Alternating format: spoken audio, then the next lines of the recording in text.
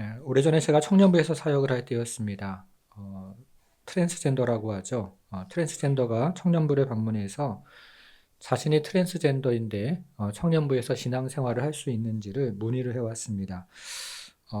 그 이후에 어떻게 되었는지를 오늘 이야기하려고 하는 것은 아니고요. 우리는 이런 것을 커밍아웃이라고 이야기하는데 소수자가 자신의 정체성을 밝히는 것을 우리는 커밍아웃이라고 이야기를 합니다. 그런데 이 커밍아웃이라는 단어의 문자적인 의미는 벽에서 나오다 이런 의미를 가지고 있습니다. 그래서 이 단어의 본래 의미는 자신의 사상이나 그리고 신념을 공개적으로 드러내는 것을 커밍아웃한다 이렇게 이야기를 하는 것이죠. 이런 의미에서 이 단어는 우리 그리스도인에게도 사용이 가능합니다. 예수 믿는 것이 창피하거나 혹은 예수 믿는 것 때문에 손해를 볼까봐 자신이 예수 믿는 것을 밝히지 않은 사람이 어느 날 용기를 얻어서 자신의 신앙을 밝히는 것을 커밍 아웃이라고 이야기할 수 있다는 것이죠. 여러분들은 일터에서 여러분들이 그리스도인이라는 사실을 공개하며 살고 계십니까? 식사를 할 때요, 식사 기도를 하시고 식사를 하십니까? 아니면 눈 한번 껌뻑거리면서 속으로 아멘 이렇게 하고 식사를 하십니까? 오늘 본문에는 예수님이 십자가에 달려 돌아가신 후에 커밍 아웃을 한 두 사람이 나옵니다. 한 사람은 아리마대 요셉이고 다른 한 사람은 니고데모입니다. 먼저 오늘 본문에 나오는 아리마대 요셉에 대한 말씀을 생각해 보겠습니다. 오늘 본문에 나오는 아리마대 요셉은 예수님의 장례식과 관련해서 사복음서 모두에 나오는 사람이죠. 마태는 아리마대 요셉을 아리마대 부자 요셉이라고 기록하면서 그가 아리마대 지방에서 아주 유명한 부자였다는 사실을 기록하고 있습니다. 마가는 아리마대 요셉을 사내들인 공회원 중에 영향력 있는 한 사람이라고 기록하면서 그가 하나님의 나라를 기다리는 사람이었다고 이야기를 합니다. 누가도 아리마대 요셉을 공회원 중에 한 사람이라고 기록하면서 선하고 의로운 사람이었다고 기록을 합니다. 오늘 본문을 보면 요한도 마찬가지로 예수님의 제자였다고 기록하죠. 이처럼 사복음서는 모두 아리마대 요셉을 좋은 사람으로 평가를 합니다. 아마도 요즘으로 이야기하면 강남 스카이캐슬에 사는 대법관 정도였는데요. 꽤 괜찮은 평판을 받고 살아가는 사람이었습니다. 그런데 요한은 여기에 매우 흥미로운 정보 한 가지를 추가를 하고 있죠. 여러분 38절을 한번 보겠습니다. 아리마대 사람 요셉은 예수의 제자이나, 자, 그 다음 보세요. 유대인이 두려워 그것을 숨겼다. 이렇게 기록을 하고 있죠. 아리마대 요셉은 자신의 신앙을 오랫동안 숨겼습니다. 자신이 예수님의 제자라는 사실을 오랫동안 밝히지 않았던 것입니다. 여러분, 왜 아리마대 요셉은 자신의 신앙을 오랫동안 숨겼을까요? 자신의 소심한 성격 때문이었을까요? 아니면 신앙을 너무 거창하게 드러내는 것을 불편해하는 나름대로의 철학 때문에 그랬던 것일까요? 우리가 읽은 38절을 보면 그 이유가 나오는데 아리마대 요셉이 유대인을 두려워해서 그랬다고 기록합니다. 그는 유대인들의 비난과 출교에 대한 두려움이 있었기 때문에 자신이 그리스도인이고 예수님을 따른다는 사실을 오랫동안 숨기며 살아갔습니다. 여러분, 아리마대 요셉은 언제부터 예수님의 제자가 되었을까요? 우리는 아리마대 요셉이 언제부터 예수님의 제자가 되었는지 정확하게 알 수가 없습니다. 그러나 예수님이 나귀를 타고 예루살렘에 입성하실 때 그때 많은 관리들이 예수님을 믿었다고 성경은 기록을 하고 있는데 아마도 그때 아리마대 요셉은 예수님의 제자가 되었을 것입니다. 예수님께서 예루살렘에 입성하실 때 아리마대 요셉도 다른 관리들처럼 예수를 믿기 시작했지만 유대인들이 두려워서 자신의 신앙을 숨기고 살았던 모양입니다. 여러분들은 이런 아리마대 요셉을 어떻게 생각하시나요? 생업과 목숨이 달려있는 일이기 때문에 쉽게 말할 수는 없지만 그럼에도 이것은 아무것도 포기하지 않고 적당히 믿으면서 세상과 하나님 나라를 동시에 얻으려는 모습이 아닐까 생각을 합니다. 어느 분이 자신의 직장 상사에 관해서 이런 말을 했습니다. 20년 동안 함께 직장에서 생활을 했는데 자신은 그분이 교회 다니는 분인 줄 몰랐다는 이야기를 했습니다. 만일에 그 사람이 예수 믿는 것이 창피하거나 예수를 믿는 것 때문에 손해보는 것이 싫어서 그랬다면 그것은 참으로 유감스러운 일이죠. 만일에 자신의 신앙을 너무 거창하게 드러내는 것이 불편해서 나름대로의 철학을 가지고 그렇게 하더라도 20년 동안 한 번도 주님을 말한 적이 없다면 그것 역시 참으로 안타까운 일입니다.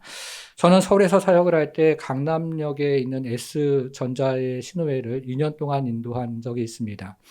외부의 사람이 그 안으로 들어가지 못하도록 전철역의 그 바처럼 설치가 되어 있어서 그 신우회 회장이 매번 밖으로 나와서 저를 데리고 안으로 들어갔습니다.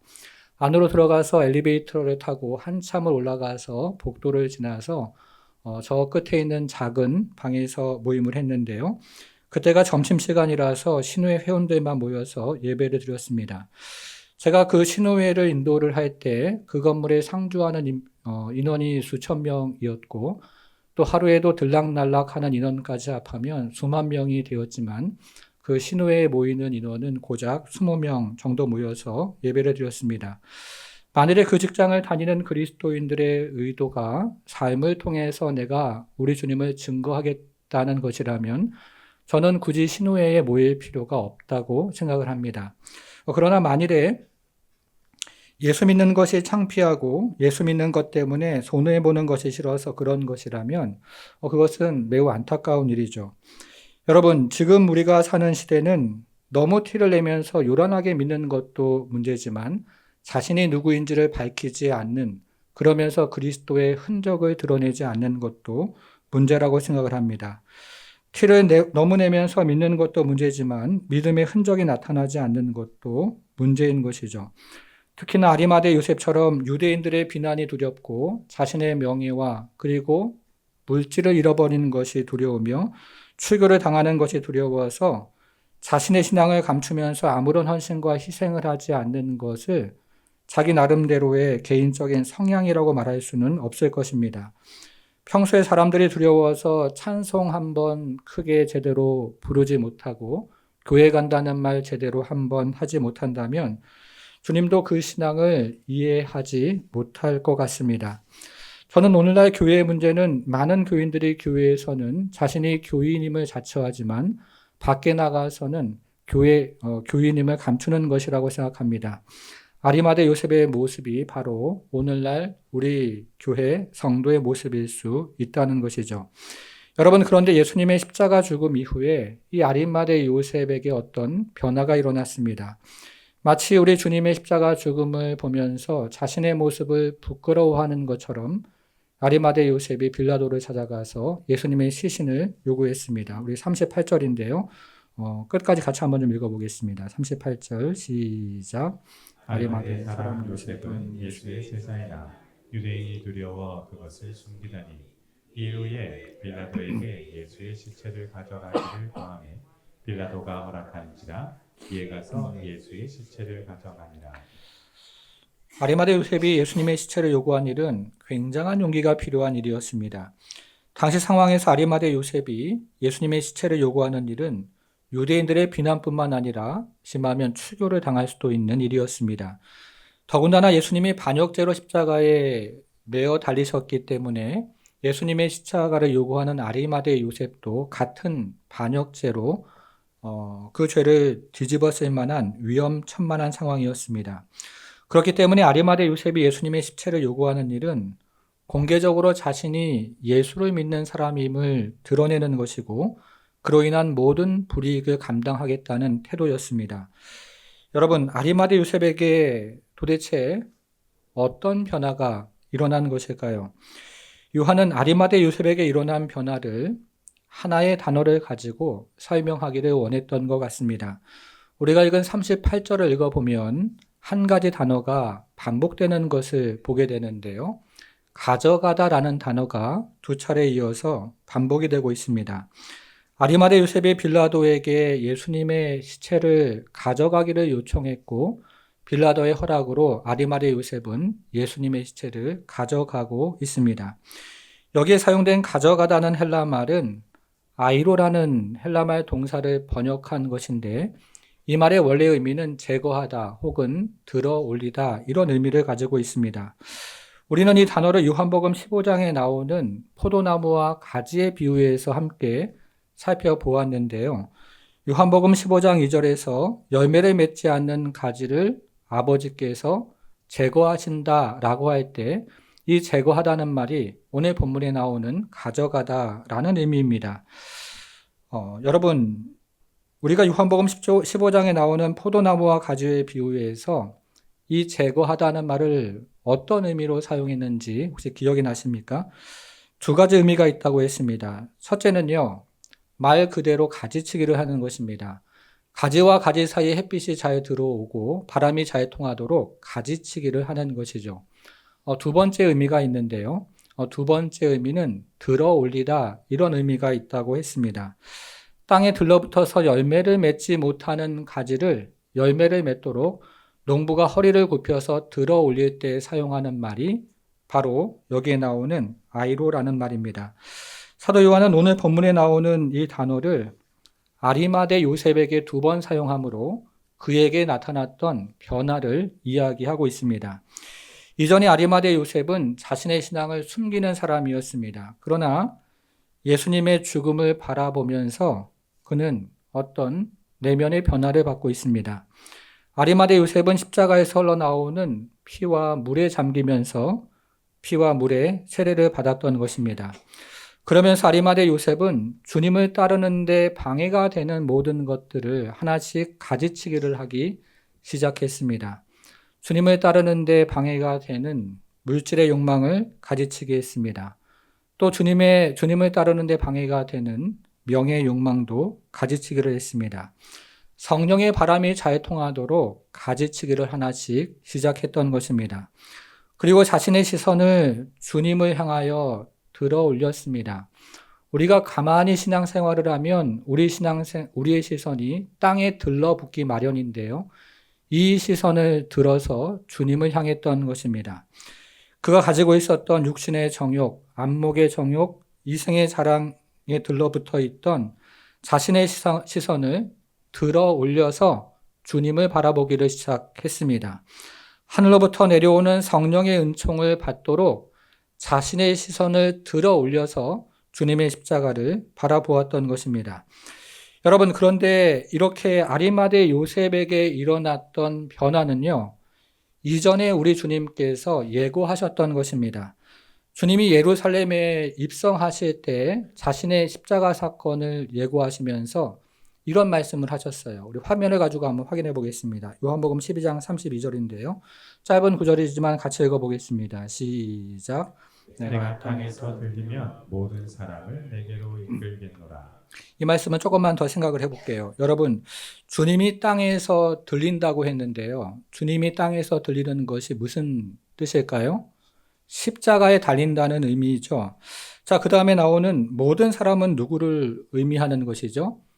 이스라엘 백성들뿐만 아니라 이방인들까지 의미하는 것입니다.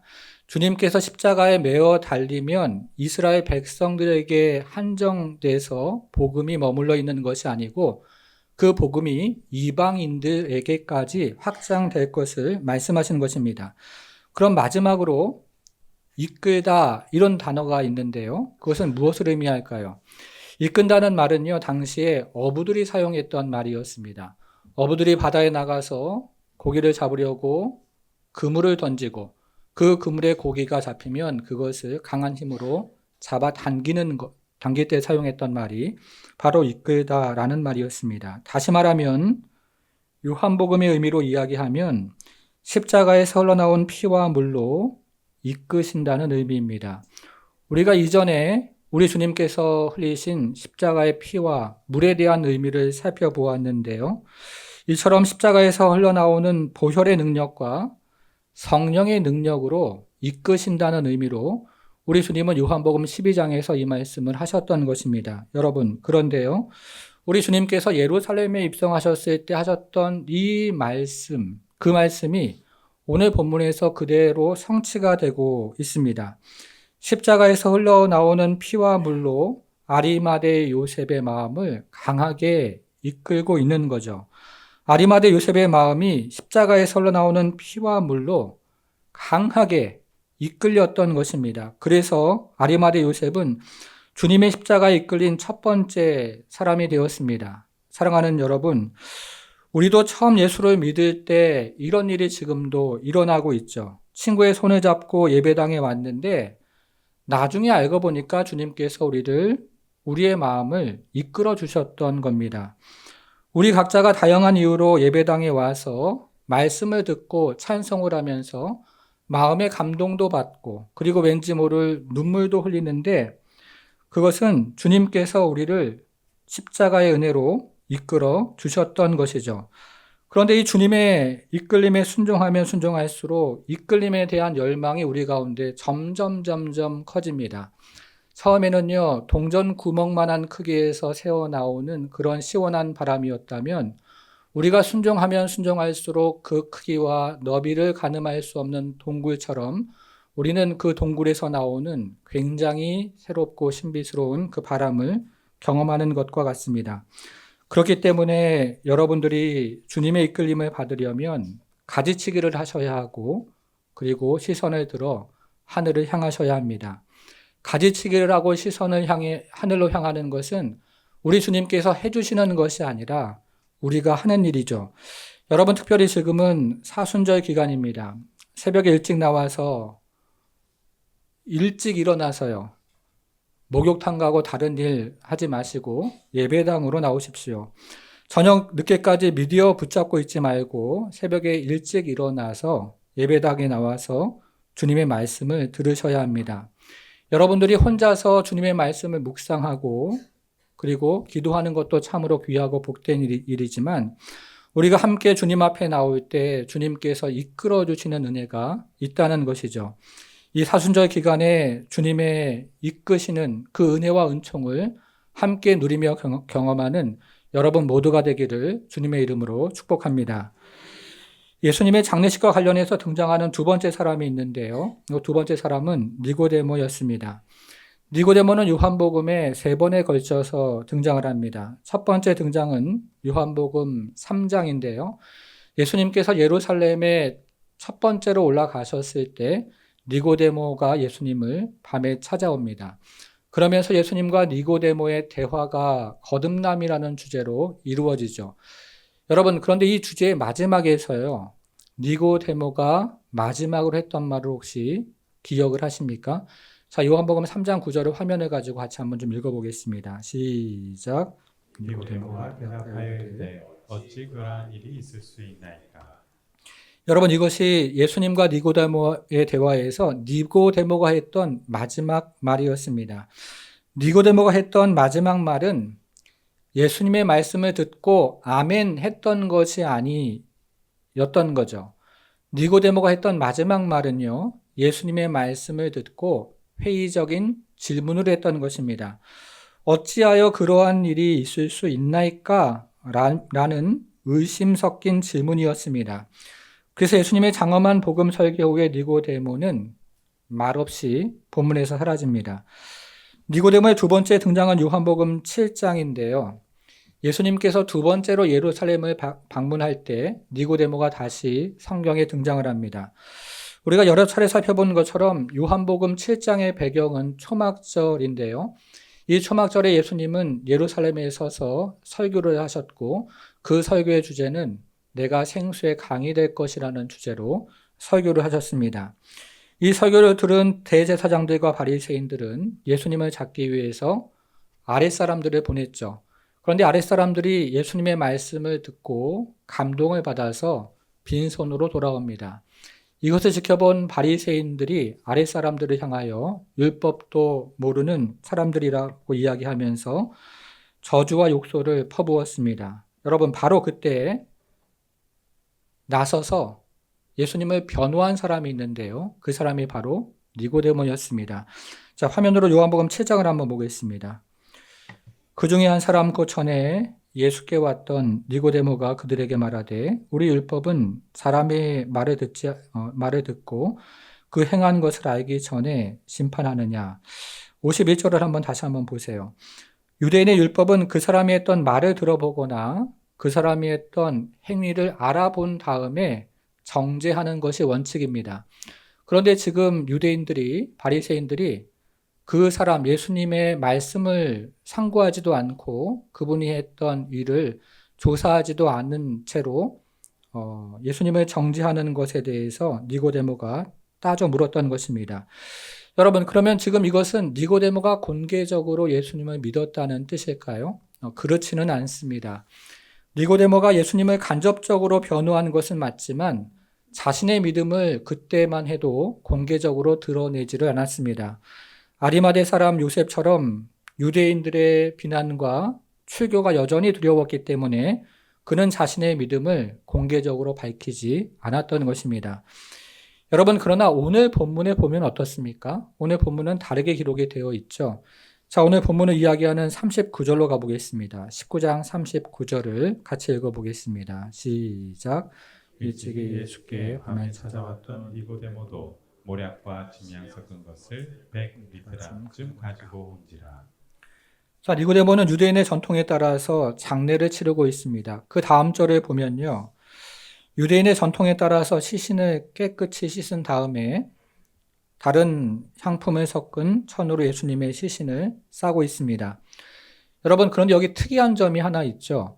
이처럼 유대인의 장례를 따라서 지금 예수님의 시신을 싸고 있는데 요한은 니고데모가 했던 한 가지 행동을 특별하게 기록을 하고 있습니다. 39절 마지막을 보면 모략과 침향 섞은 것을 얼마나 갖고 왔죠? 100리트라쯤 가지고 왔다고 기록하고 있죠. 이것은 마리아가 예수님의 장례를 예비하면서 사용했던 향품보다 100배가 많은 양인데요. 이 정도의 양이면 왕의 장례식 때 사용했던 양이라고 합니다. 여러분, 니고데모는 이처럼 많은 양의 향품을 어떻게 운반을 했을까요? 당시 예루살렘에는 유월절을 지키기 위해서 수많은 사람들이 있었는데 지금 니고데모는 혼자서 이 일을 한 것이 아니었습니다. 수많은 사람들의 시선 속에서도 하인들 여럿을 데리고 대동해서 이처럼 많은 향품과 그리고 세마포를 옮길 수 있었던 것입니다. 다시 말하면 지금 니고데모는 아무에게도 들키지 않으려고 은밀하게 숨어서 행동하는 것이 아니었습니다. 많은 사람들이 지나가는 그 거리와 광장에 수많은 왕이 장례를 할 때 치르는 그 많은 향품과 그리고 세마포를 운반하면서 자신의 신앙을 공개적으로 고백하고 있는 것이죠. 공개적으로 십자가에 달린 예수가 왕이라는 사실을 선언하고 있는 것입니다. 이제 니고데모도 아리마대 요셉과 함께 대놓고 자신의 입장을 밝히고 있습니다. 여러분, 니고데모에게는 도대체 어떤 변화가 일어난 것입니까? 얼마 전에 스웨덴의 노벨위원회가 노벨 생리의학상을 발표했는데 발표한 후에 뜻밖의 난관에 봉착을 했습니다. 수상자로 선정된 미국의 프레드 램즈벨 박사에게 연락을 하는데 연락이 계속 되지가 않는 거예요.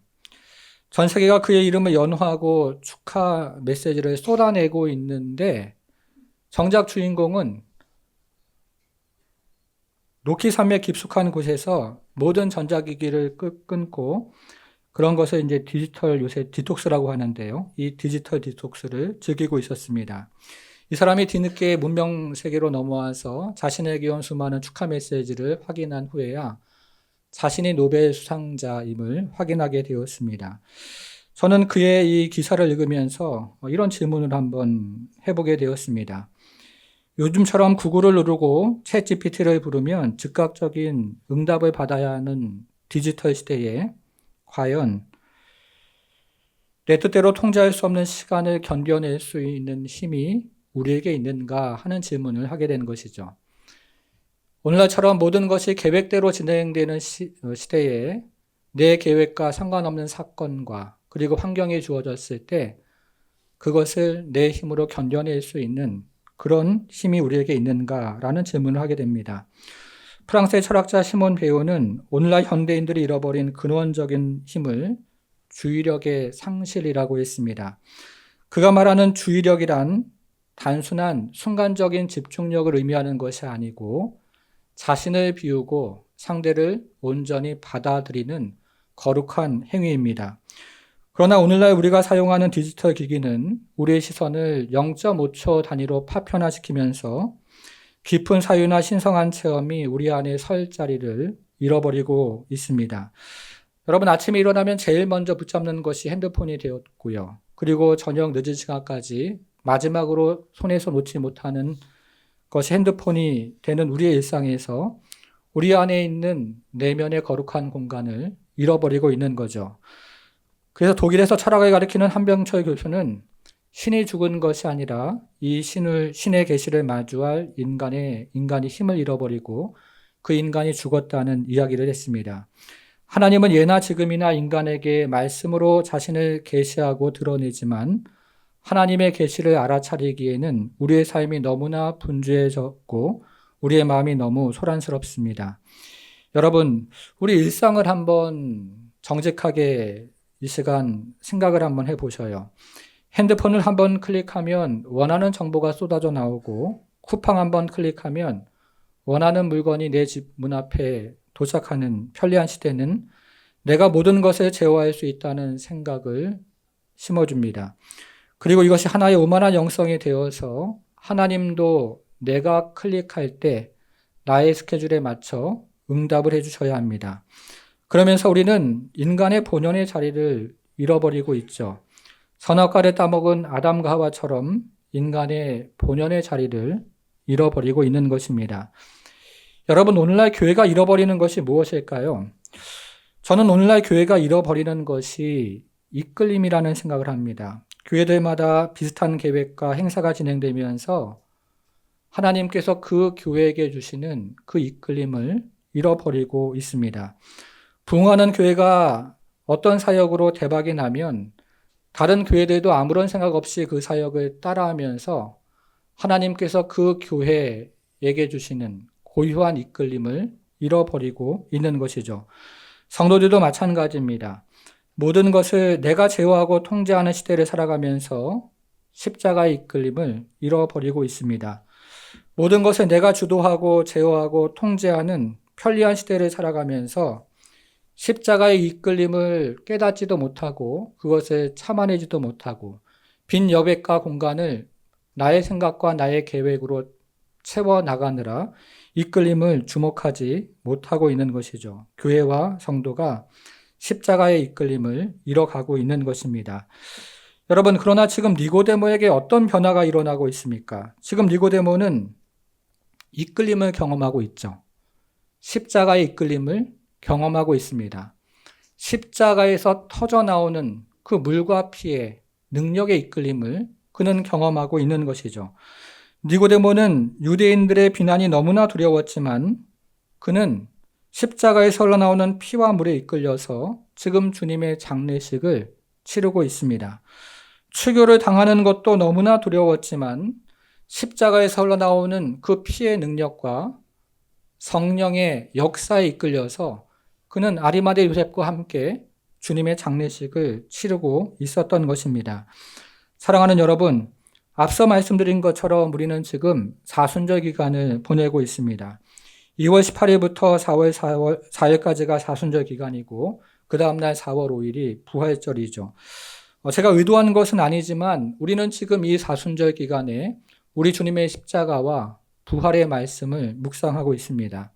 그리고 새벽에는 마태복음을 묵상하면서 제자도에 대한 말씀을 우리는 듣고 있습니다. 저는 이 기간 동안에 정말로 우리 모두가 주님의 이끌림을 경험하는 자리로 나오길 원합니다. 십자가의 이끌림을 받는 그런 은혜를 경험하기를 원합니다. 새벽마다 예배당에 나와서 말씀의 이끌림을 받고 성령의 이끌림을 받는 그런 은혜를 경험하기를 원하는 것이죠. 사순절 기간 동안 분주한 우리의 삶을 뒤로하고 내면의 소란스러운 소리를 밀어내고 주의 십자가 앞에 나와서 십자가에서 흘러내리는 그분의 물과 피의 영성, 그리고 우리를 인도하시는 그 은혜를 함께 누리는 그런 성도가 되기를 축복합니다. 여러분, 오늘 본문의 마지막 말씀, 함께 나누기를 원하는 마지막 말씀은 40절인데요. 이 40절에 보면 이제 아리마대 요셉과 니고데모가 예수님의 시체를 가져가서 정성스럽게 장례를 치르고 있습니다. 40절, 이에 예수의 시체를 가져다가 유대인의 장례법대로 그 향품과 함께 세마포로 쌌더라. 찾으셨나요? 여러분, 여기에서 반복되는 단어가 또 한 번 나오죠. 어떤 단어가 나오고 있죠? 가져가다라는 말이 또 한 번 나옵니다. 찾으셨나요? 여러분, 그런데 여기에 나오는 가져가다는 말은 38절에 나오는 가져가다는 말과 다른 헬라 말입니다. 38절에 나오는 가져가다는 말은 아이로라는 헬라 말이고요. 여기에 나오는 가져가다는 말은 람바노라는 헬라 말입니다. 그런데 이 람바노는 요한복음에서 굉장히 중요한 단어인데요. 요한복음의 시작에서부터 사용이 되고 있습니다. 여러분들이 암송하는 요한복음 1장 12절 말씀이 있는데요. 영접하는 자, 곧 그 이름을 믿는 자들에게는 하나님의 자녀가 되는 권세를 주셨으니 라고 할 때 처음 시작하는 영접하다는 말이 여기에 나오는 가져가다는 말과 같은 람바노로 되어 있습니다.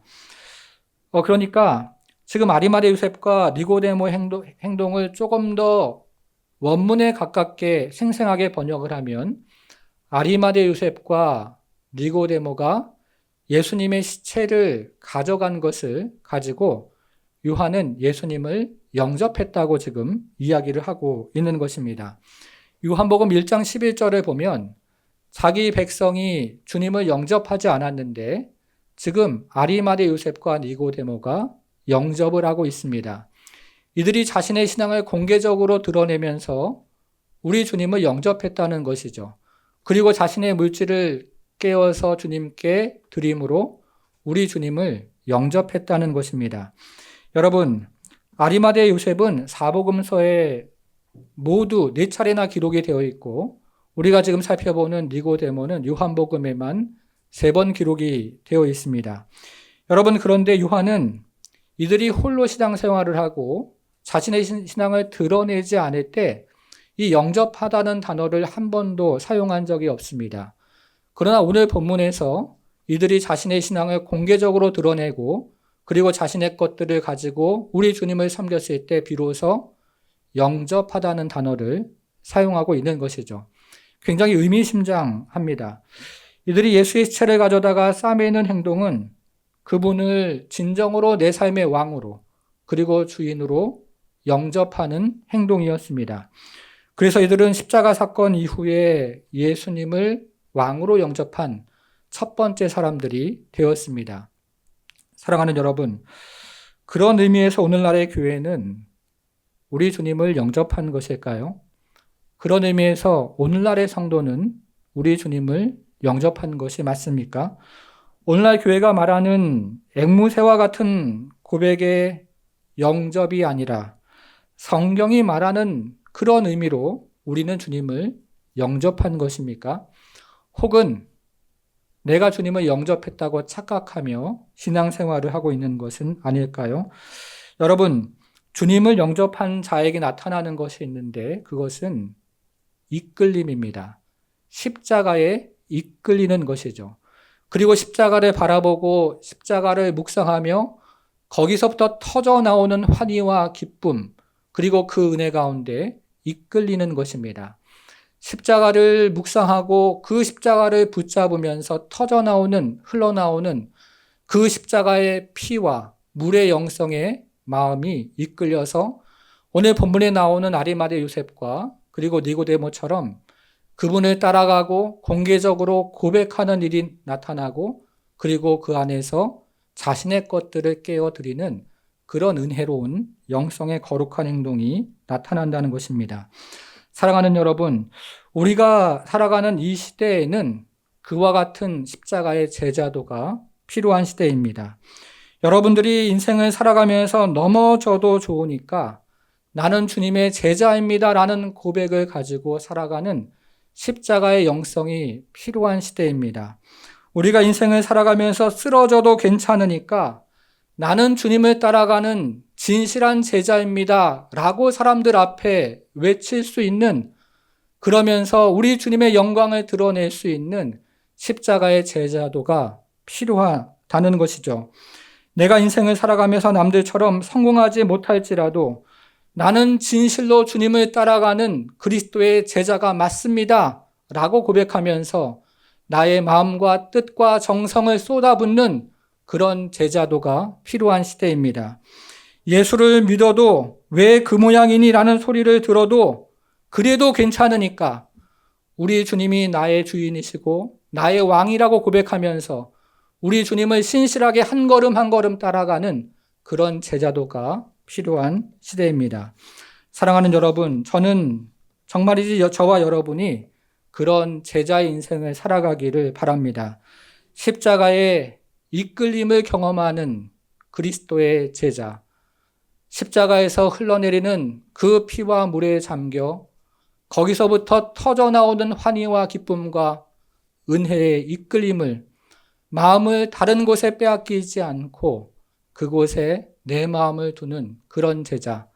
그래서 우리 주님의 사랑과 은혜 앞에 나의 것들을 내어놓아도 조금도 아깝지 않는 그런 제자. 그래서 주님의 영광을 위해서라면 부족하고 연약한 인생이지만 주님께서 내 인생을 사용해 주시기를 고백하며 한 걸음 한 걸음 따라가는 그런 제자, 그런 제자의 인생을 살아가기를 주님의 이름으로 축원합니다. 사랑하는 성도 여러분, 오늘 본문에 나오는 아리마대 요셉과 니고데모는 잃을 것이 많은 사람들이었습니다. 그런데 우리가 잘 아는 것처럼 잃을 것이 없는 인생은 아무도 없습니다. 우리도 인생을 살아가면서 편리함과 안락함, 그리고 건강을 잃어버리지 않으려는 두려움이 있습니다. 우리가 다시 사순절을 보내면서 십자가 앞으로 나오길 원합니다. 사순절 기간 동안 우리 주님의 죽으심과 그가 십자가에서 흘린 핏방울과 그리고 물방울이 우리를 살리는 그 은혜에 다시 한번 회복하며 우리의 것들을 가지치게 할 것들을 가지치고 땅에 들러붙어 있던 시선을 다시 하늘로 들어 올려서 새벽마다 그리고 여러분의 삶의 자리에서 우리 주님을 따라가는 제자의 삶을 사기를 원합니다. 더불어서 함께 기도하기를 원하는 것은 이제 3월부터 구역 모임을 비롯한 모든 모임이 개강을 합니다. 모임마다 십자가에 설러 나오는 물과 피의 충만함을 경험해서 성령의 바람이 불어오게 하시고 모임마다 피와 물의 영성으로 새롭게 되는 은혜를 함께 간구하기를 원합니다. 기도하겠습니다. 하나님 아버지, 분주한 삶과 소란스러운 마음으로 세상을 하나님 쫓아가고 또 내 안에 있는 내 자신과 그리고 어두운 영을 하나님 아버지 쫓아갔던 또 우리의 모습들을 돌이키며 다시 우리 주님 주시는 그 은혜 안에서 이끌림을 받는 성도의 인생을 살아가기를 원합니다. 주님, 이끌림이 있다고 하는 이 성경의 말씀 앞에 하나님 아버지, 우리도 어느덧 그것들을 잃어버리고 깨닫지도 못하고 하나님 아버지 그 자리에 또 서서 그저 그렇게 살아가는 인생 되지 말게 하시고 하나님 아버지 성령께서 우리에게 다시 한번 말씀을 통해서 주님의 계시와 그리고 은혜를 드러내실 때에 하나님 아버지 우리 삶에 떠오르는 가지치기와 그리고 우리 하나님 아버지 땅에 붙어있는 시선을 들어 올려 우리 주님을 바라보는 이한 시간 될 수 있도록 하나님 주장하시고 축복해 주옵소서. 십자가에서 흘러내리는 그 피와 물의 이끌림 받기를 간절히 원합니다. 하나님 아버지 십자가에서 흘러내리는 그 피의 능력과 그리고 성령의 하나님 역사에 하나님 아버지 이끌림 받는 성도 되기를 원합니다. 하나님, 그래서 우리도 오늘 본문에 나오는 아리마대 요셉과 니고데모처럼 하나님 아버지 그렇게 우리 주님을 왕으로 하나님 아버지 인정하며 모시며 따라가는 인생 살기를 간절히 원합니다. 주님, 이곳에 모여서 하나님 동일한 마음으로 하나님 아버지 아멘하며 주 앞에 나아가는 성도들을 한 주간 붙들어 주시고 성령께서 이끌어 주시며 하나님 십자가 가운데 우리의 시선에 고정되어서 하나님 아버지 한 주간 주의 은혜에 이끌림 받는 하나님 모든 성도 또 교회가 될 수 있도록 우리 하나님 축복해 주옵소서. 이제는 우리 주 예수 그리스도의 은혜와 하나님의 크신 사랑과 성령의 감화 감동 충만케 하심이 십자가에서 흘러내리는 피와 물의 이끌림을 받아 이 세상에서 주님의 제자로 살아가게 고백하고 결단하는 모든 성도들 머리 위에 이제부터 영원토록 함께 하실지어다. 아멘.